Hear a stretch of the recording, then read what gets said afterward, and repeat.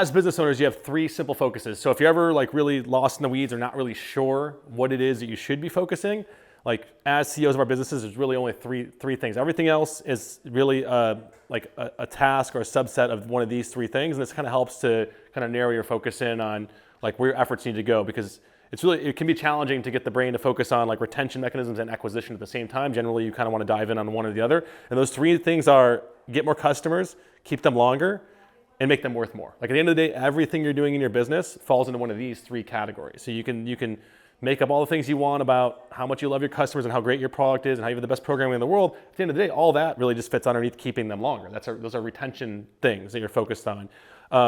Those are product focused things, which all have to do with retention. So at the end of the day, this is what you're focused on. And the old way of doing things, some things we've noticed about the gyms that have kind of been left behind, or kind of like in the shift of how we've seen the best gyms moving.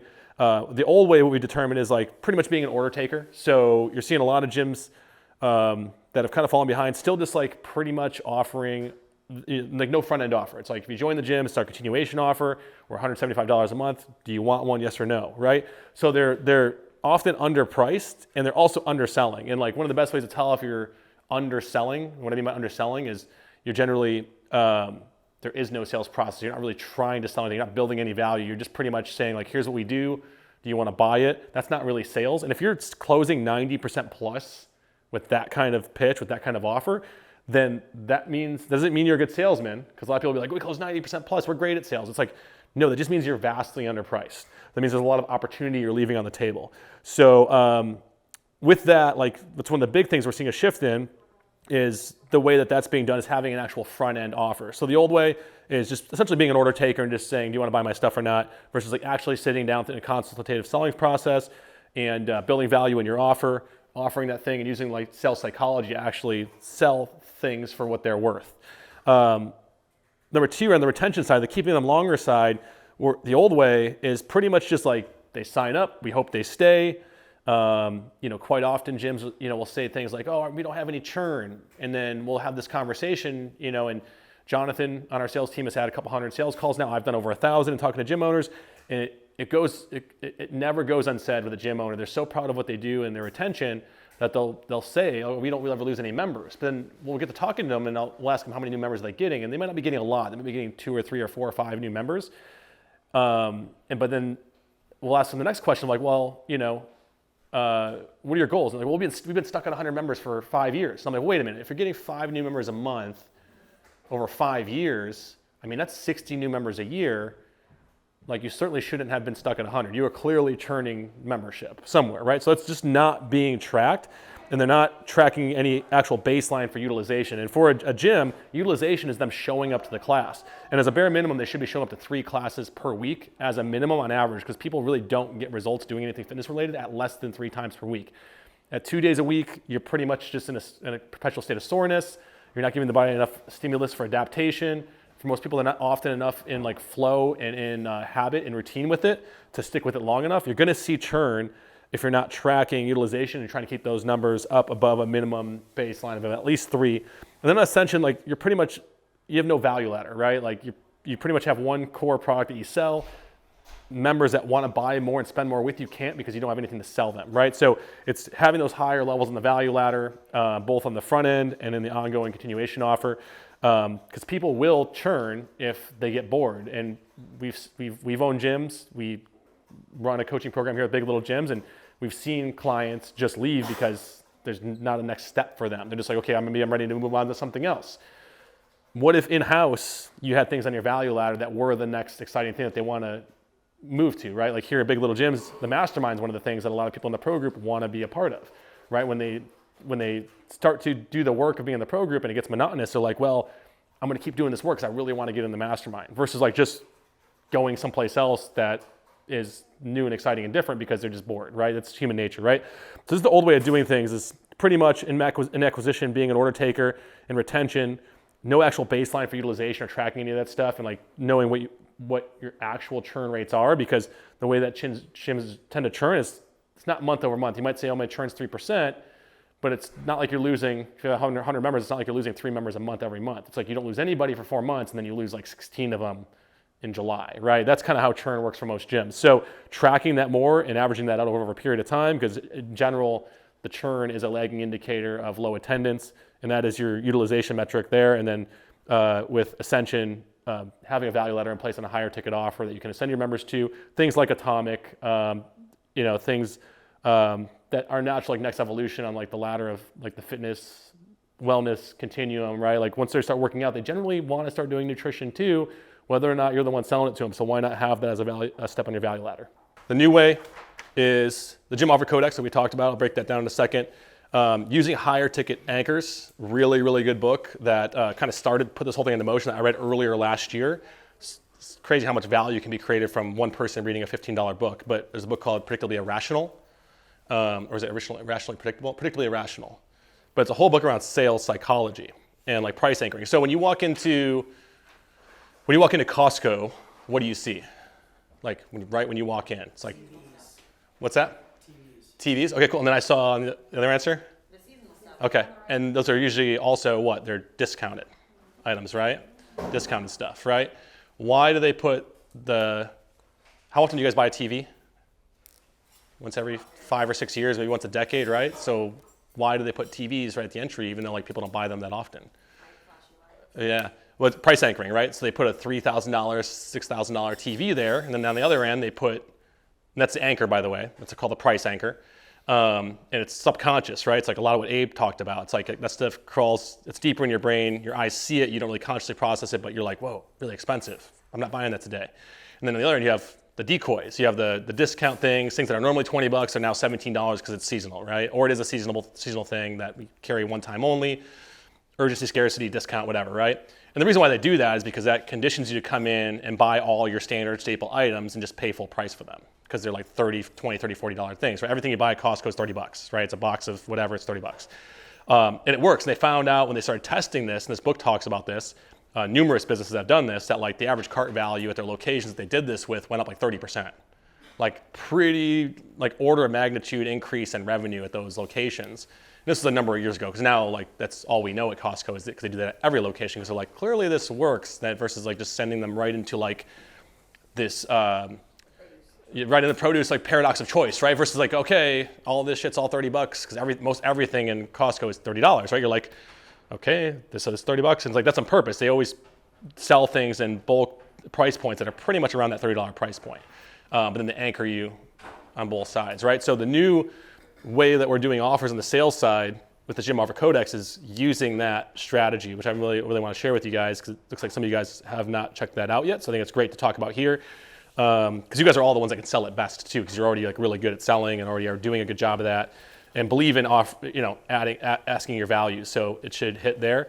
Automated continuation, right? Just like rather than sell this front end offer for $500 and then have to resell them again into ongoing. It's like no, just pick your option now. The auto enroll, super simple on that. That's definitely a new part of it. Like just a more assumed closing versus like asking for permission to sell people things every time. It's like well, they just paid for the first month. Of course they want to stay. Like you don't need to ask them and sell them again. Just put it on automated continuation, ask them which option they want, tell them they can change it if they want. The Netflix close is a good example of that, right? It's pretty much doing that off the back of anything you sell them on the front end. And front end offers are a big part of the new way of doing things too that we're seeing versus like just selling whatever your continuation offer is on the front end, having some sort of higher ticket front end offer that anchors. That's really big. Follow-up, of course, is the linchpin right now. So it's like we're finding out that once gyms do get good lead gen and they can sell, the issue is definitely follow-up. Like, and it's all speed to lead. Like, it's all just like, it's really simple. It's just like, just call your leads within like the first couple minutes. Like, if you just do that, like, I think Adam, didn't you post something about that recently? What did you post to share with everybody? Yeah, well, basically, like the second I get it, I don't even care if it's at midnight or 1 a.m. If they're on my website, I'm calling them. Yeah. You get it like, hey, this is Adam from Epic Fitness. It's like 1 in the morning. So I call them like within 3 to 5 seconds of getting the lead in. Yeah, even at 1 o'clock in the morning, right? Mm-hmm. Yeah. If I'm up. Yeah, I mean, they filled out your thing at 1 o'clock in the morning, right? So what's... They do. Yeah. The barrier. Yeah. That's something I learned, and to me, it came pretty naturally early on. Like when I was working in car sales, I was like, well, you get all these leads in, and I was like, well, it makes sense if I just call them while they're still looking at my page before they move on to the next thing, because that's what people do, right? They shop for stuff and then they get distracted, right?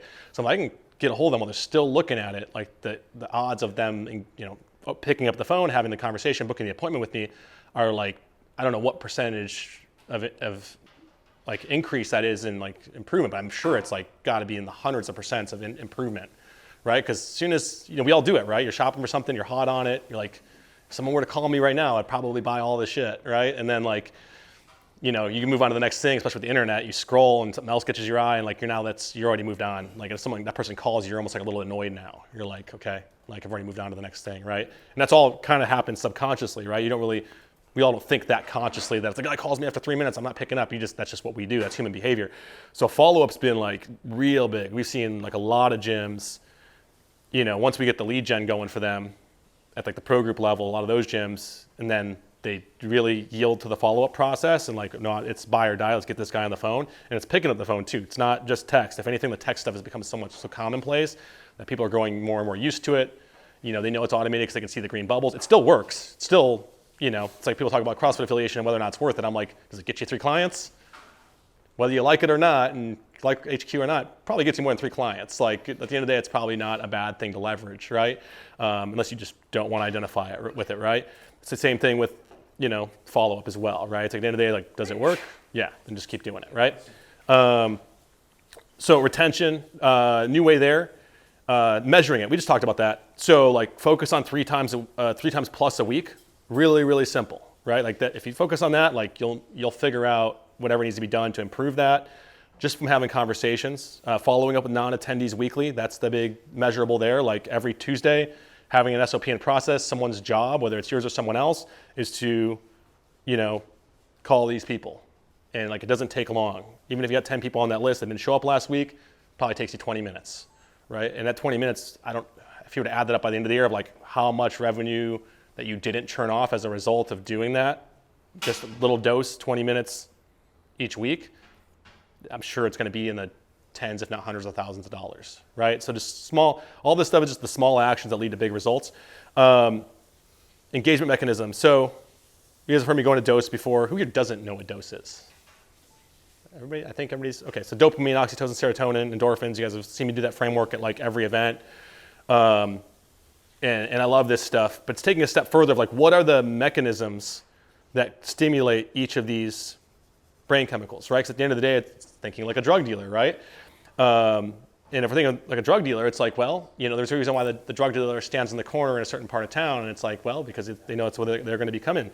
And, so what's dopamine, right? So dopamine is typically, reward activated, adventure, variety, things like that, right? So are you, looking carefully at your experience and what you're providing for your buyers, and, like, is this really that adventurous? Is there really reward structure here? Is there really, really stimulating things that are going to get them this dose of this, right?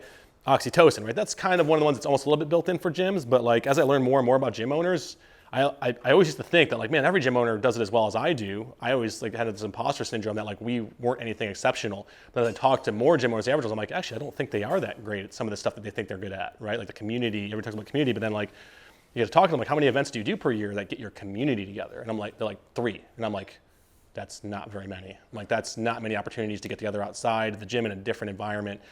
We used to do that monthly, and I thought that was normal. And then it turns out years later, find out from talking to the general consensus, it's like, oh, they don't do that many, right? And if they do, it's like the gym owner and the 12 people he likes. It's not, it's not, everybody's not really feeling invited, even though it's said it's invited, they're not really making efforts. And we used to really go out of our way to make sure every little clique in our gym knew, like, we'd love to make sure you guys come, you're not left out. Like, I know this group usually comes, but we want you guys there too. You know what I mean? Like, really going out of the way to do those things. Serotonin, the rewards, the recognition side of things. We've talked about that a lot. Who here is like developed over the last year, has already in place like a recognition system? Yeah, I know that's been a few people have. You guys have? Cool. What do you guys? Let's talk about that. What are you guys doing? We do like the rubber wristbands. Okay. Like 30 classes. We have all the way to 1,000. Okay. But we do like an award ceremony once a week. Okay. Just rewarding people. Nice. Give that recognition. Yeah. People seem to like it. They stack on the water bottles, so everybody has like rainbows all over the water bottles with all those wristbands. Okay. Awesome. Yeah. What are you guys doing, Mark? We do 100-day classes, so we have a standard at our gym. Mm-hmm. It's either you we used to do like 100, 150, 200, but now it's like you either didn't get 100 or you got 100. Yeah. So more of like a committed club. And then Sure. we give gifts after a 1 year, 2 year, 3 year, 4 year, 5 year. Sure. We really got to hone in on like the first 100 days though. And so what, just kind of revamping that a little bit Sure. more. So maybe having like a 30 class thing Yeah. would be beneficial. What about optimizing for the result you want, which is 13 classes a month? 12 or better is the monthly committed club. And then they're tagged on social media, you know, this is rolling out this week. I just didn't get time to publish it before, but I created for all you guys a Canva doc, and there's like 5 different versions of a committed club template. You just plug their names in, the number of classes they had, and then as a training, in the play here from a marketing standpoint is, you make that post, you tag everybody in the post. Well, you post on your business page, which doesn't allow you to tag everybody. You tag everybody that will allow you to post, but then you share it to your personal feed, that where you can tag everybody, and you check in at your gym when you do it. And We do the tagging system through Wodify, so Yeah. it's a little limited. So if we tag them, it'll send them a card Okay. in the mail, like through Thankster, and we'll go on social media as well. But Gotcha. maybe the gymnatics thing would be a little easier because it's Well, I think gymnatics is just on social media. It's just right on Facebook and Instagram. yeah. You can make them all collaborators you can make them all collaborators. Like when you make the post and you have the 10 people who made committed club. But yeah, like so, because I like the recognition awards for getting to certain milestones. What if it takes the person, I don't know, 2 years to get there? Did they really earn that? 2 years to get to 100 classes is attending 100 like. classes per year. Oh, is it per year? It'll reset. So you're optimizing for, what is that, 9 classes a month? So that's less than the goal you want. Right. Yeah, you want 12 or more. Got it. So yeah, so I mean, I would have both. I would have that award still, but then I would have, you know, build your reward structure around like the behavior you actually want, which is I want you attending more than 3 classes at least. Right, so committed club should be 12 classes or more, and it should be monthly. And how you spin, like I said, you could spin that from the marketing side because you do the tagging system. Now their friends all see it, and that goes like mini viral, you know, out there. So There's a gym that posted in one of the affiliate groups, I don't think it was a BLG gym, but they found like kind of knockoff Stanley mugs from the Alibaba site. And Nice. had them engraved, and I think it was like $7 or $8 a mug, or not a Yeah. mug, like thermos drink thing. yeah, So we're rolling out in the next week or two our like race to, I don't remember what number we decided, but for Clint's birthday last year, we chartered a yacht. It was his birthday party, but I invited the people from the gym that were Nice. most friends and some other friends yeah, on the boat, but everybody loved it. Like, how do we get back on this yacht? yeah, And it was catamaran one. And so this year we're gonna open it up as like a gym event. It's not a birthday party thing. People can pay to play on the yacht. Yeah. But the first 3 people to reach the benchmark get a free free boat ride. free entry. Nice. And like, I figure that'll be a fun Yeah, kind of, that's a pretty peak experience too, getting them out on the boat yeah. and all that, and also being the ones to earn the recognition of the first ones to get it. That's also pretty cool. I think Yeah. we set it at averaging, if it was like 5 times a week, they would hit it maybe around like mid to late August. And the boat ride's gonna be like the 2nd or 3rd week of September. Got So it. if 3 people don't reach it, then nobody gets a free spot, but Gotcha. Makes sense. they get No, there. no, I like that. Having some, I mean, it's not too different from what everybody's all doing here, right? Like these are pretty peak experiences. We get this kick-ass house. You guys all pay to be here. Like it's, you know, like that's, and everybody wants to be here and earn this, right? And now with the new rules of this mastermind, you got to make 20K or more. So it's like all the gyms that can't, it's like, and you see some of them post on some of my posts, like my goal is to make the mastermind now, right? So it's kind of the same thing as you're creating this like club of like certain level of work to gain entry and gain that recognition, which is super cool. Yeah, no, I have a question on that for the group. So what I feel like I always get caught in this, and I hear people get caught in it as well. So I'm asking for help. But we always think about like the first person to reach the committed club, or even the committed, you know, or just even the committed club in general being, even if you set it at 12. I know that's what we're trying to get people to, but some people are just trying to show up the first time or the 10th time or stuff like that. So the race, you know, racing to 100 on the year is cool, but like, I don't know. I feel like what's really missing on the retention numbers and the attendance numbers is the people that are only showing up 0, 1, and 2, and how to convince them to get to 1, 2, and 3. Convincing someone to go from 4 to 5 or 5 to 6 doesn't really average solve per much month? in my business Yeah. necessarily. Maybe I can ascend them, and we'll talk about that next section. But that's my question. And what I struggle with is how to give people maybe smaller wins earlier. We started talking about this last night, but how to get people smaller wins earlier at the lower levels, not only rewarding the 100 or 50 or stuff like that. So that's my question. Does anybody do smaller wins earlier or something like that? That's my question for the group. We do a small one.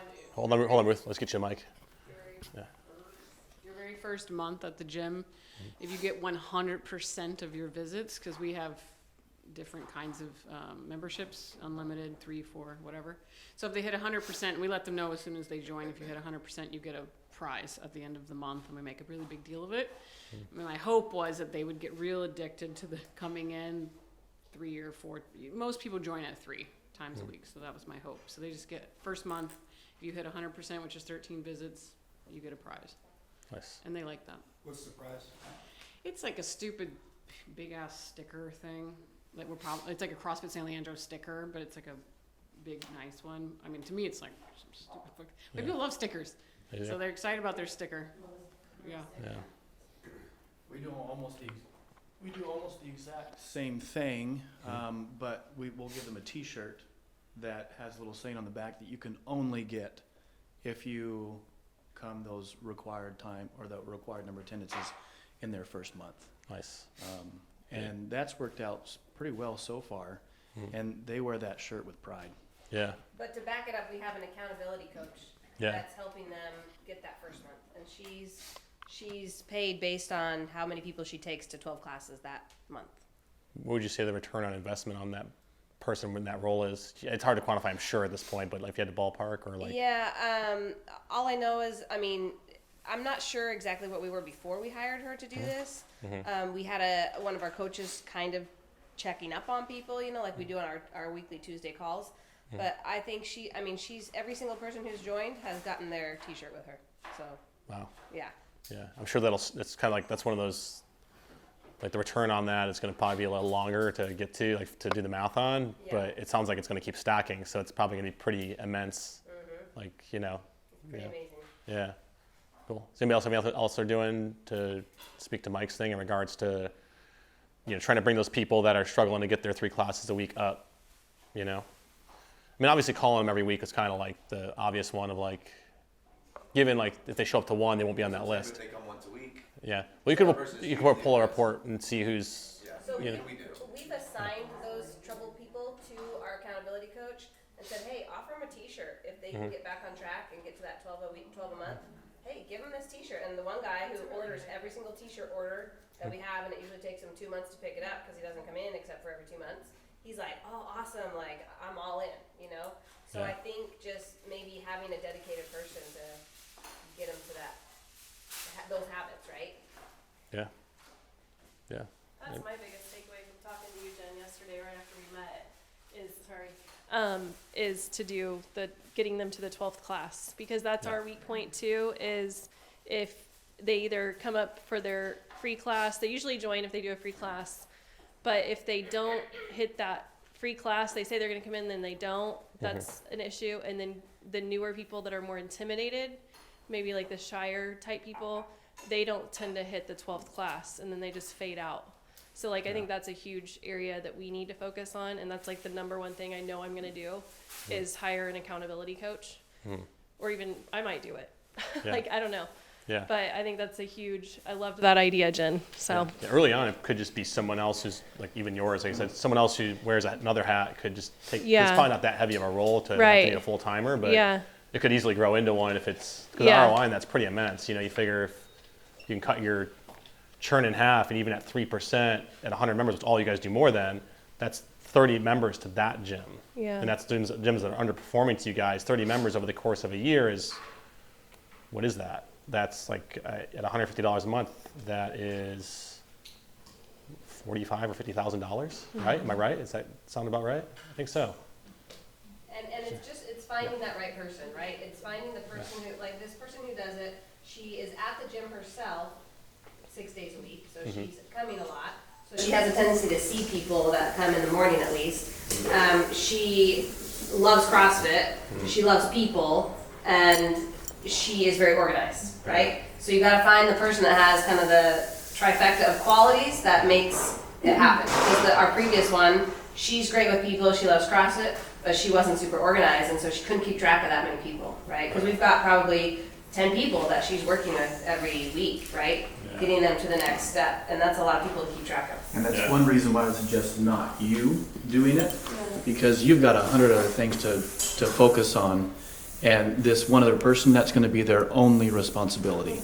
And that's really worked, I Or think, maybe another half, but for our accountability coach, because that's the only thing that she does, like, behind the scenes. And so she's really been able to, How many hours a week does she work? I don't know. yeah, so she does all our 101s and 102s, like our on-rep, and that's been really helpful because now she knows the people. But just for calling, it's probably only 2 hours, 3 hours a week. But she's just super on the ball with it. So someone else who maybe works in an adjacent department, fulfillment related, that's talking to people, seeing people. Right. You know, yeah. For us, it was our same guy that ran on ramps. Like, same thing, right? He's already seeing them, and like and our on ramp was structured. You had to make Monday, Wednesday, Friday in your first week. Yeah, but then we incentivize her because we pay her when they get to that 12 classes, right? We pay her for the 101, the 102, but then when they get to that 12 class, we pay her. Nice. One thing that Aaron said about growth versus fulfillment, those things are often at odds. Yep. And that made me realize I probably need to have 2 separate people Yeah. doing 2 different things completely. Yep. And then I think we'll do a way better job at both of them. 100%. Talking about the focus thing. So Yeah. like that's another huge thing. I'm like, I'm just gonna separate those. Yep. One person will be in charge of this, one in charge of this. Yeah. And I think it'll go a lot better. Oh, your business will absolutely grow way, way faster that way. Like, as soon as you start to divide those halves, because the sales side's job is just like, sell shit. Let's go get the teeth out. Like, it's just rallying the troops, sell, sell, sell, sell, sell. And then you have the fulfillment side that's like, okay, build, build, build, build, build. Yeah. You know what I mean? And like, and as long as there's good cross-departmental management going on, which is like our job as CEOs, is like, okay, let's pull the lead. You know, like I'm still kind of head. I'm CEO, but I'm also CRO, Chief Revenue Officer, which is kind of like head of sales. Because really the only person in that role besides me is Jonathan. So like that's a small department, just me and Jonathan. That's going to grow. But then fulfillment, I got Josh. So I'm just trying to like between the two create cross-departmental conversations and make sure Josh has what he needs. And then Josh will say back to me, and it's the same in a gym. I'm just sharing you at like this level because we just have more volume of it. It's just like if Josh says something to me like, hey, can you have Jonathan on the sales side when he goes to close out the call after he collects the money, just mention this to them. And it's just like whatever that thing is that's causing a pain point over there, sometimes it's something simple over here. So you just create cross-departmental conversation, but both can just go as hard as they want. Because I think it's like a right brain, left brain thing or whatever you want, creative versus logic kind of thing, or introvert versus extrovert. Which introverts don't mean that they don't. I mean, some of the best salesmen and stage speakers I know are introverts. It's not a skill thing. It's more or less just like what recharges you and what takes away energy. Introverts tend to be more drained, so it doesn't have anything to do with that. But you know, more or less just like dividing those skill sets so that they can just focus on the one thing will absolutely grow a business much, much faster. I've noticed. All my businesses, I did both for a while. Yeah. And then you're like, it starts to mentally tax you because it's very taxing. But hearing her say that, I'm like, click, like, Yeah. I need to completely separate this. 100%. Yeah. The other thing too is that if you're, Yeah. it's almost like having your foot on the brake and the gas at the same time. 100%. Yeah. You might be subconsciously slowing the sales down. It's like, I'm not sure if we can handle 5 more on that side, you know? Yeah, 100%. That's a lot, and we with our company with the gym, when it got to a certain point, there were times we had to pull back off the gas a little bit. We're like, Right. okay, like some stuff's broken over here. If we keep pressing on the gas, like it's going to cause some issues. Right. You know, And if like- you're in charge of both roles, you're doing that even though you probably shouldn't be Yeah, doing you're in your own head. You know? You're literally ping pong and like going to Right. sleep. Like, oh, I really want to go to the gym, but then I know like the existing membership's going to squeal a little bit if we push too hard, and like, that. So now the way you're doing it now, Jonathan's pedal to the metal, yep. and Josh is over there like, fuck, you know? You gotta put Well, we got the pedal right down guy too, there right? excited. Josh is excited about the growth. He's like, yeah. it's really refreshing to have people. That's why I say like going for the next level. And I talked about earlier hiring with the right person is it's because the have tos and the get tos. The right guy is going to be like, oh, we get to go build shit. This is cool. Like, oh, it keeps breaking. Let's make it better. Like, you know what I mean? Like, Yep. up to a level, I'm sure eventually he'll show some, you know, he'll stress at some point because it gets to everybody at some point. But hopefully we're always one step ahead. And I think that's my job is to help him stay a step ahead. So, but yeah, for the same person to try to manage that internally, it's just like, I think that's what can cause a lot of burnout, right? Because then you're at ends with yourself, like, yeah, I need to make more money and grow this business. And the business is telling me it wants to grow because it's signaling to me that it wants to grow. If I can just give it what it needs, it's going to keep going, you know, but then you're like, at the same time, it's going to create 3 times more work over here. So, yeah. What do you guys, I mean, you guys have done a pretty good job of it. What have you done to I know do you have a strong right hand, or is it you still doing it? I do everything. You're No, seriously. clearly just very high functioning. Yeah, no, I have you know, I mean, my coaches handle all the coaching and stuff Yeah. like that, right? So maybe just a and the really good programming delegator. and all that kind of stuff. I do the, you know, all the sales, stuff like that. I do the assessments that come in. That's very hands-on. You said all your coaches do the coaching, right? So technically, you're on the revenue side of the business then. I am. Yeah. So it is divided, but you just It is, yeah, but I don't have somebody in charge of it, so I. you don't have a manager of an operations Right, manager per right. se. So I'm trying to Yeah. figure out how to really do that with who I have right now. Yeah. And they're both ready to start, you know, my two main Mm-hmm. full-timers are ready to grow. So Yeah. it's about Might be that next evolution. dividing them up, and I'm like, you know what, I gotta like really see where I think their strong suits are and stuff, and what we should get them on, but. Yeah. And if Yeah. sometimes the person that's just because they're really good at that doesn't mean they're necessarily the guy that's going to be a good fit for Right, exactly. the management role. Yeah. It's like when I was in sales, you know, there's sales and sales managers, and I always wanted to be a sales manager because they just made more money by sitting at the desk. Mm-hmm. But then, like, one day someone told me, like, yeah, but a lot of times the guys that make the best salesmen aren't the best sales managers. They're often not Right. good sales managers Yep. because, like, they're better off the cuff and they're not good at, like, the management type stuff, per Right. se. So it's sometimes the case with, like, coach, where it's like they can do the stuff in the job, but they can't always necessarily, like, oversee and coach other people. Yep. Not to say that that's not the case. One of them could be, but that's where, you, like you said, you have to go into the personality stuff, probably like a re-interview process, lay out that the roles and responsibilities very clearly. I mean, you know, all that good stuff. Yep. So, yeah, I think it's a really good discussion because I've noticed, like, we're always so focused on sales at Big Little Gyms. That's why a lot of people start with us. But I'm like, you know, we start looking at all the data, and I'm like, actually, I'm like, yes, I mean, we have to keep selling, but like, if we're just selling to replace people we're losing, then like it doesn't really, like, we need to solve the leakage first, right? And at the end, the fourth quarter of last year was like, even for some of the really good gyms, you guys here were down below that 3, which is just normal for the season, and we know it's going to bounce back. But I was like, we should definitely focus on this more because it's really, it's not even like the mechanisms for change for that aren't even that hard. Like, it's just these couple of things, and then like it can like incrementally improve those numbers. And so it's also relative for us at BLG. Now, we're to a certain point, we've had clients that are 4 or 5 years, like, we're like, okay, like, are some going to switch just because they're bored and they would like want to, you know, they're seeing all the other new stuff out there and everybody else talking about how their thing is different. And it's like, so how do we keep people engaged, start thinking about this stuff after a while? Because you don't want to get stuck at like a net zero churn situation where like you're selling and breaking your back and then just literally going across straight like this, you know? So did someone have their hand up back there? Was that you? No? Okay, sorry. Corner of my eyes, thought I saw something.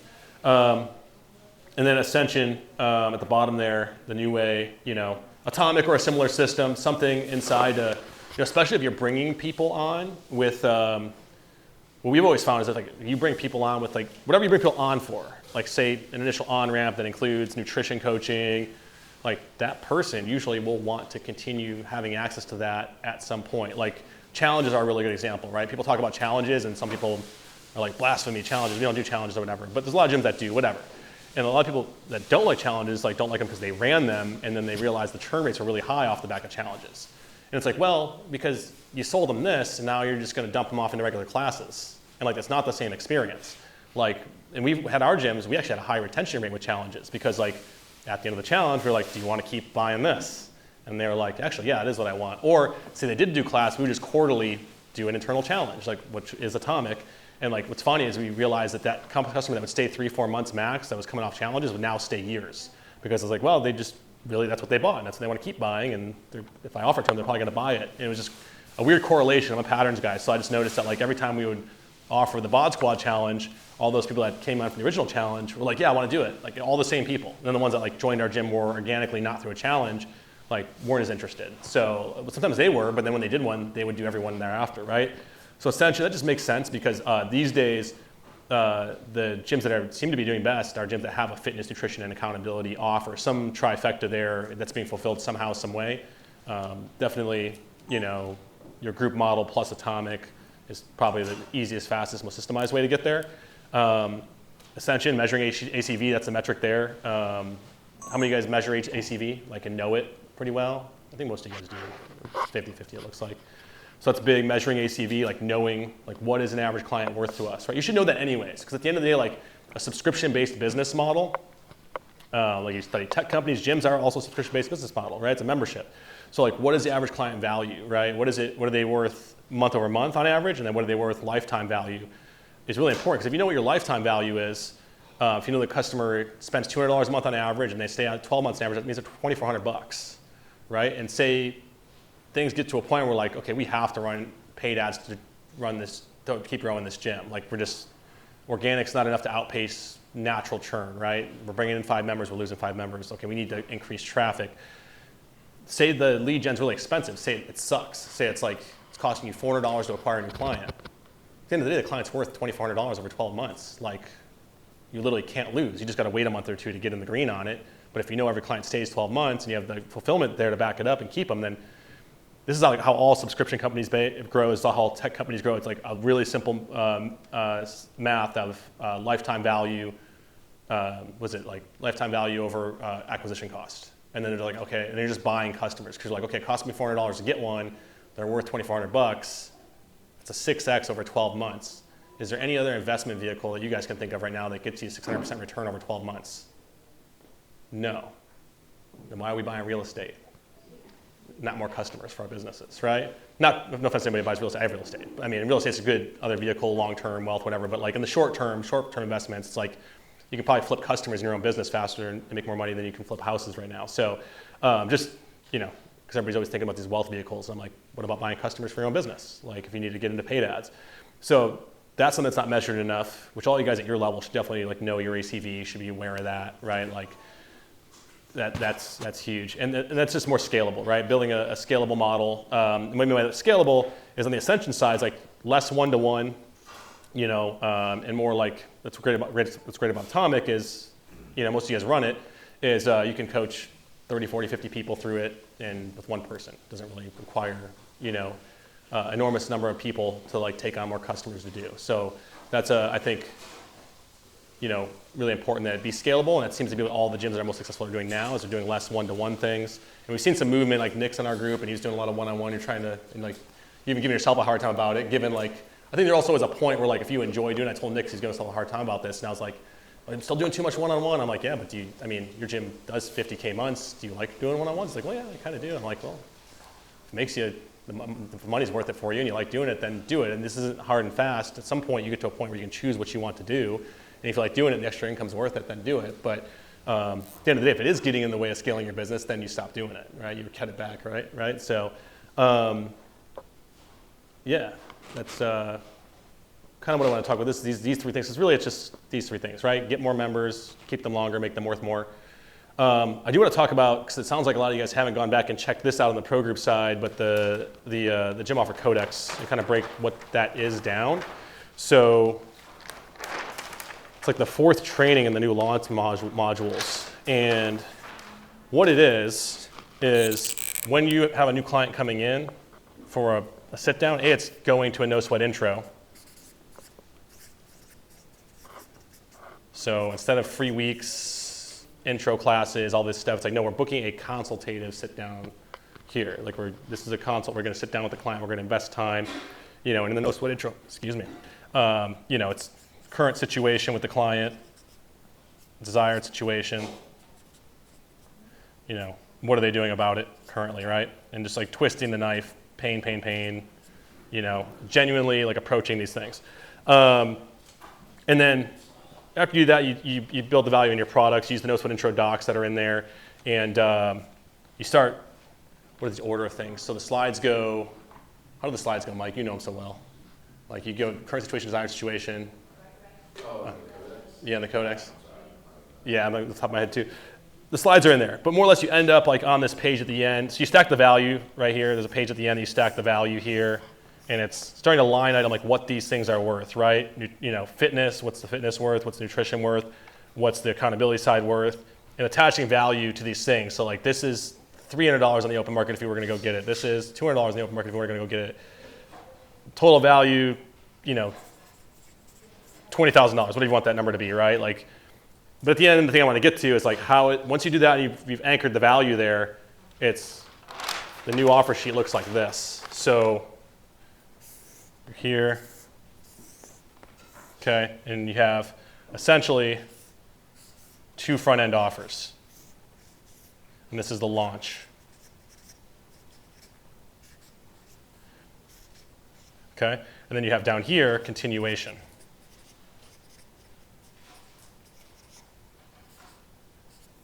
and there's 3 options, okay? 1, 2, 3, okay? And this one right here and this one right here are the ones you want to sell the most of, right there. And this one here is going to be this that you sold on the previous page, the previous one, and this is like a $2,000 front-end offer. And then this one's like your normal, I shouldn't say normal because most days might be less than this, but this should be like a $300 to $500 front-end offer. So these are both front-end offers. They can't just jump right into class. They're selling this. And this is basically like, these are the same thing. This one might just have like personal training or whatever, right? Or whatever the thing that they view as really expensive that's worth paying all this extra money. The truth is you're not trying to sell this. This should not be a deal. This should be like very expensive. Because people ask me like, okay, like what's got personal training? I don't really want to do personal training. I'm like, well, what price would you do personal training for? And they're like, I don't know, if they should pay $3,000, I do. I'm like, make it $3,000. Well, like, I don't know if they would see the value in that. That's the point. Like, they should not want to buy this because what it does is this is the anchor, okay? This is the Costco TV set, TVs is what it is. This is like, oh, a $3,000 TV, right? And then you see the $30 box of Perfect Bars, and you're like, oh, that's not so bad.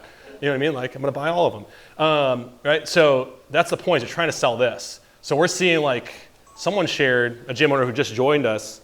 I think it's David Deere. He's been sharing a lot in the group. Super cool guy. Been like really closing the feedback loop with us. I think he's 7 for 7 this year so far with this.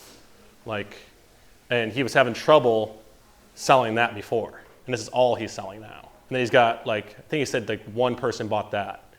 He's like, they bought that. And I was like, sweet. Like, I'm going to pay a lot of money to do the personal training now. And like all this is like this is like a 4-week, all group things, like all group based. And this is just a 9-week, I think is what he has. You can do like an 8, 9, 12 week. You gotta go through the training modules, like assemble your offer. Like they'll go deeper in that. We could talk about this stuff more in other conversations off the side if some of you guys are curious on that, like assembling this offer while we're here. Or like I said, that's something that kind of maybe take home and work on when you get home because, you may not want to get that granular while you're here, but this is basically just a bigger version of the same thing. And this might have one thing that's kind of viewed as generally more expensive, like personal training, right? This has the one-on-ones in it, right? So it might be like for $2K, they get one personal training session a week, and it's 9 weeks instead of 4 weeks. But really value-wise, like this is still almost just as good. And then from there, they like auto-enroll into this, and this is like your classic recurring month-to-month of your CrossFit gym, $200 a month, whatever it is. This, again, is the thing that should be really expensive and kind of scary. It's like $500, and this is your anchor. So what the book Predictably Irrational talks about, this is the Costco TVs. That's there. It's like, hey, if you really like that and you want to keep doing that, it's $500 a month to keep doing that. And you always sell on these things, and you kind of almost make this feel like a downsell. Like, or you can take that. Yeah, and they're going to be like, I think I want that one. Just makes it really, really easy. And then you have over here, this is where a lot of people make mistakes. A lot of you guys have who has a 3-time-a-week membership? Can we just get rid of those altogether? Just get rid of them altogether. Like, and how much, can I ask you guys your prices? If you don't mind if I just, for the 3-time-a-week? And what's your full price? So that's done right. That's I think it should be like, here's the thing. So if your average client's 3 times a week, why would you sell the average client the cheapest thing? You know what I mean? It's kind of like, but your price point's pretty good though. So it might be an exception, I'm not sure. But like, I would always make the limited membership like truly limited, because in reality, most members aren't going to attend more 3 days a week, three times a week. So like, why would we sell them a 3-time-a-week membership? It's kind of reinforcing the wrong price point. That's pretty good though, because your numbers are at least tight enough to where most people are just going to pay for a limited. That's kind of the point. Is like this should be within reach of this, to where like it just makes sense to do this. I'd like it better if it was 2 times a week, because then it makes like no sense. They're just gonna get that. But you're already close. What's yours, Holly? 155. For your 3 times a week. And then what's your full price? Well, if it's a 12-month commit, it's 165 for 110. Okay. So that's not so bad. If they do month to month, it's 195. Okay. So it's 195 month to month or 150. So it's a pretty big margin. Yeah. Yeah. So like, I'd say that's a case for like a shift in that, because like you really want to sell the 195, right? Mm-hmm. So like at the end of the day, if the average person isn't going to attend more than 3 times a week, why would we sell them the cheaper version? Mm-hmm. It's like in order to get that, they should pay the core offer price. So like this should be like your limited offer. This should be like, and it should be like 2 days a week because that is truly limited, right? Because most people are Monday, Wednesday, Friday people. That's general population. So that's what that should be. And it should be, you know, like I said, close. It's a decoy. It's the decoy, right? It's like it's the Costco discount items, right? Like you might buy a couple of those things, but they're only like 20% off, 10% off. They're just decoys, right? So it's like your decoy. And and ultimately, like, the buying psychology that you're playing with here is no longer like yes or no. Because if I just said it's this much to start and this much to continue, the option is yes or no. The brain uses heuristics to cut like decision making down, and it automatically defaults to what type of decision is this? Is this a either or decision, or is this a yes or no decision? And as soon as the brain decides like this is an either or decision, it pretty much eliminates yes or no as even like an option, like pretty much, like just to make it easy. So like we want to do a yes or no. We'd rather have a which one decision than a yes or no decision. And we also want to use the heuristic of like anchoring.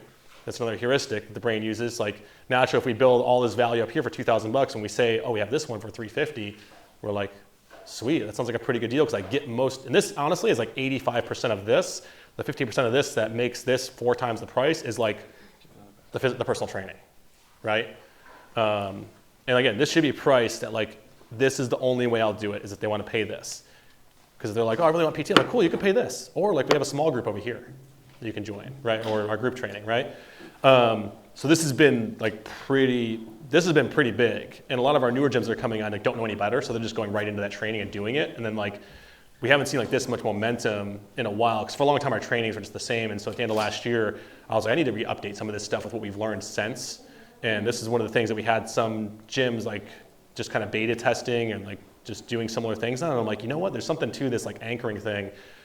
And then after enough like proof, we're like, we're just gonna roll this out to everybody. Like this is the way everybody needs to do things going forward. Like this is the best way to do it. Because now you're getting like medium to higher tickets on the front end. And you're selling, like the close rate's very, very high. And then you're also selling more of what you want on the ongoing, which is this. Because, you know, naturally if you're say $200 a month and then you're 3 times a week is $150, it's like, well, if I'm gonna attend 3 times a week anyways forever, like why would I ever pay the $195? But that's really your core product is the $195 product, right? I don't know how many takers do you guys get on the 3 times a week compared to the? Not a lot. Really? You still get? Actually, I think the members start noticing, oh, I'm only coming 3 times a week anyway. So it's actually after they've joined. Sure. They've done the unlimited, and they're like, oh, So they're already, I'm only coming 3 times a week, so I'm going to knock down to the 3 times a so week. you get downgrades. Yeah. Yeah. Request for that. So that'll serve well for that too, to be, you know what I mean, to adjust the pricing going forward because they're less likely to downgrade. Because like you said, most people will eventually realize, well, 3 times a week is what I can manage. There's not a lot of people that do that. Not a lot, some, yeah. Like I said, it's circumstantial, you know. But this will work ultimately because they'll just buy this instead of even considering that. So.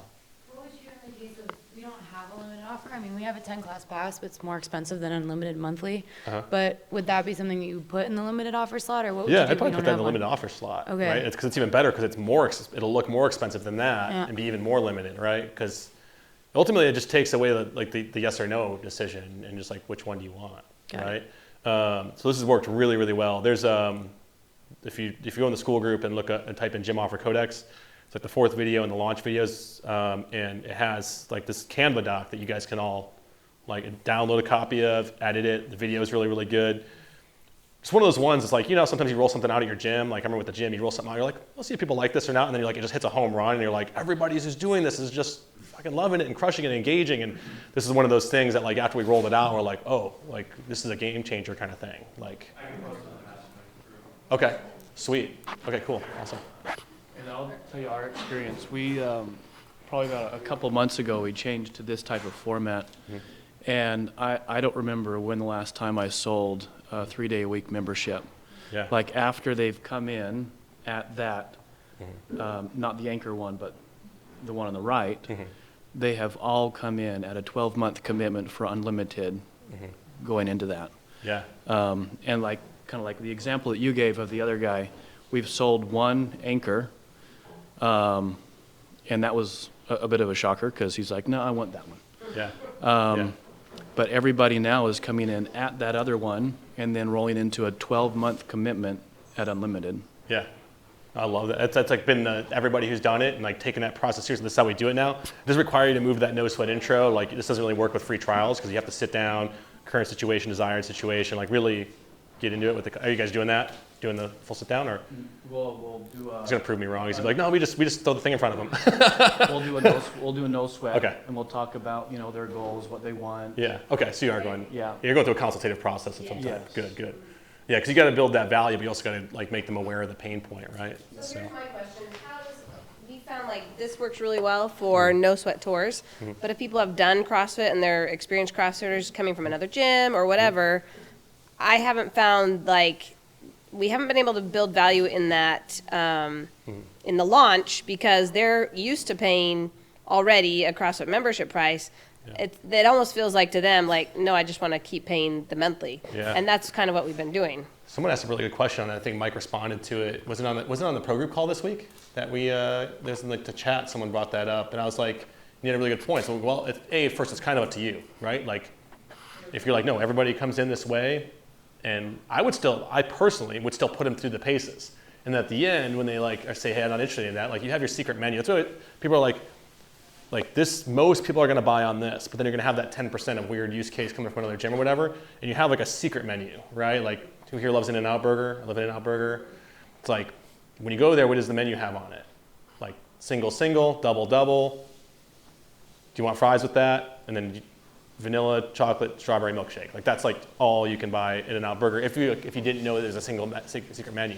But if you're like, hey, what if I, if you just ask them, like, hey, what if I want 4 patties, 4 slices of cheese, and some caramelized onions on it? Like, oh yeah, we have that. It's called animal style. You know what I mean? Like you want, So it's like when those weird things come up, you just have in your back pocket your other like secret menu items, right? Of like, oh, so you're an existing member. That's cool. Because what's interesting is we've had some gyms say that and then go run this anyways, and some of them will buy it. And you're like, we never even offered it to them, so how do you know they didn't want it? But some of them are like, no, I would love to do nutrition and get like rehash on some of the basics. I've been doing CrossFit for 5 years, and look at me, I'm still not where I want to be. So clearly what I was doing wasn't working. Or the way that they were doing it wasn't working. I want to go through the top again. And some people like really want that experience. Like I want to be, we all do it, right? Like sometimes we all want to yield to the process. Like, no, I want to unlearn some things too. So I would still go through it at the end if like there's just no, they're not coming around. I'd be like, okay, cool, yeah, for existing members, you can just jump right in first month is just pick your ongoing membership option here. Yeah. If you want, that's again, it's up to you, Or if you're like super hard and fast, like we don't want people, like Mike Wilson, I think is what he said, is like, that was my point, yeah. is like if they're gonna throw a huge fit over like coming in person and sitting down, just to chat for a few minutes. Yeah, red flag, right? I just don't want them. So yeah, if they're averse to doing the whole process. I'm just saying, they won't come and sit down with me. Yeah, if they're willing to sit through this, and then you probably would work it out for them, right? We do constantly end up doing a abbreviated version of that when we sit down with somebody that's been here before. Yeah. But even then, you're just, I don't know, they have a different set of problems, so you just go through a different set of questions. Yeah. I feel like it depends on where you are. I'm sure also like small town probably don't get as much. Like when you talk about low churn rate, our churn rate is where we are because everyone's Sure. Navy. Yeah, So yeah. for us, like those people coming in, like I know that they clearly know what they're doing. They're coming from Yeah. the gym. I don't want to make these guys sit down with them. I don't have Sure. the time. So I'm like, heck yeah, come on in, sign it up, here you go. Yeah, yeah. But I know my demographic of what's coming through. Sure. Is that like almost exclusively who you're dealing with in your gym, or do you get some like average Joes too, or? We have Oh, some Joes and average Joes. shows, but I would say it's probably like 60 to 70% is Navy, and most of our new inquiries coming in Sure.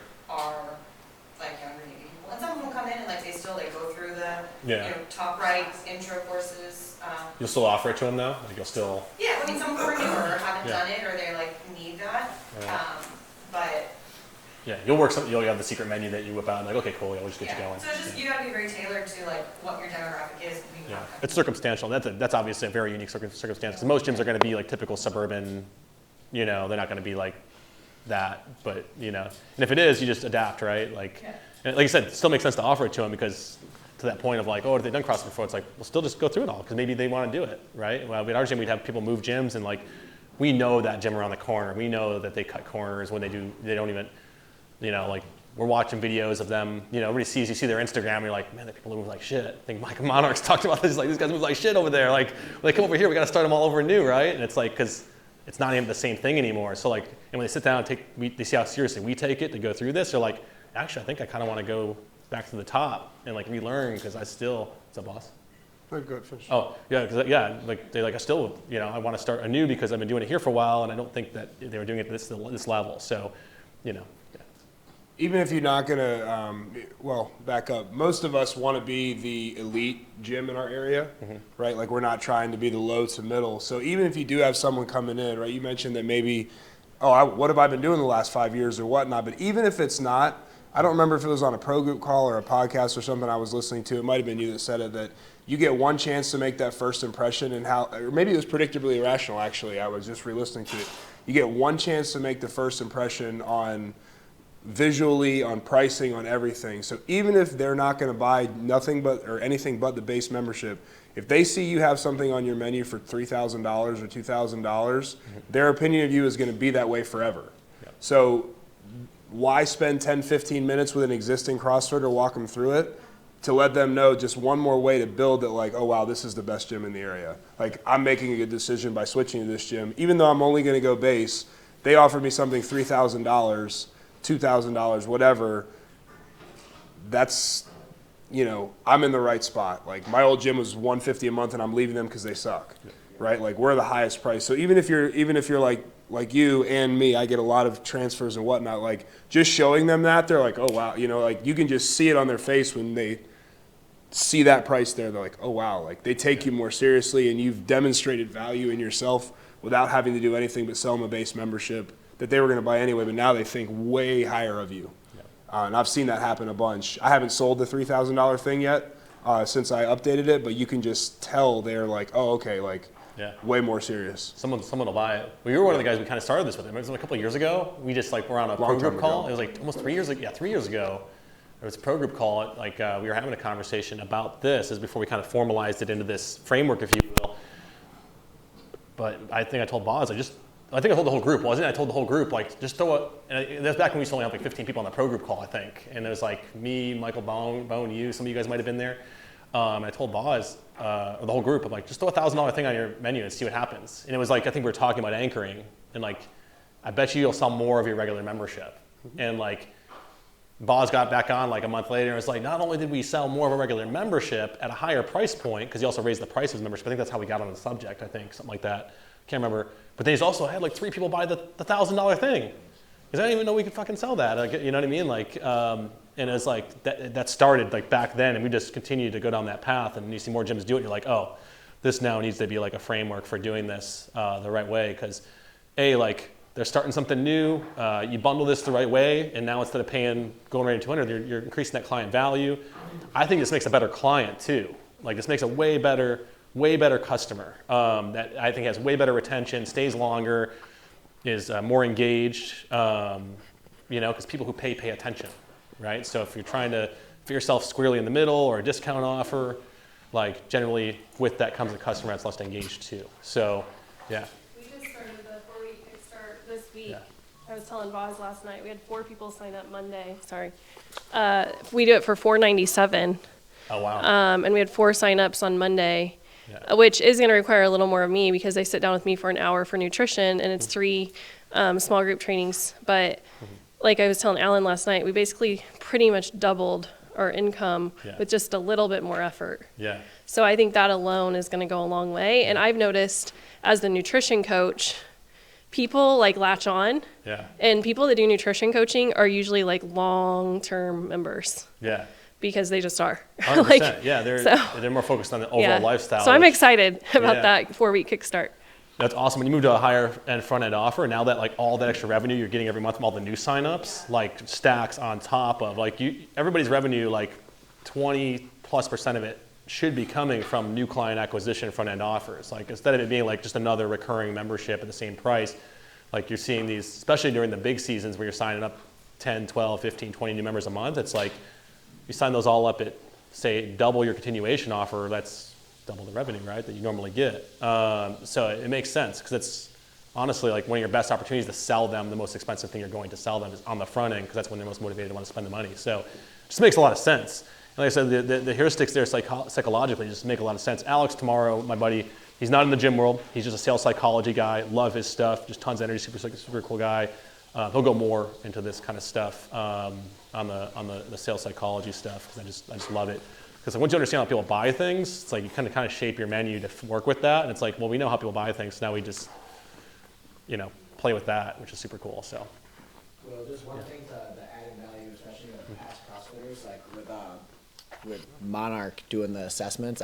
I took that from him, and that's been like the easiest way to get existing CrossFitters to join the gym, because they move like shit generally. They come in and you show them like this is a real gym. And then to speak what Boz was saying, I asked one of my coaches who I signed up at a higher price point. I was like, what did you think when I was like, it's $1,200 to start for 12 weeks? And she's like, well, it has to be better because it's so much more expensive. It's like, all right, there you go. Then sell the fucking thing. Stop fighting us on it. Like, there it is. 100%. Yeah. There Like the price itself. Yeah, justifies raise the perceived value of something. Exactly. Right. So it's a good point. Yeah. So that's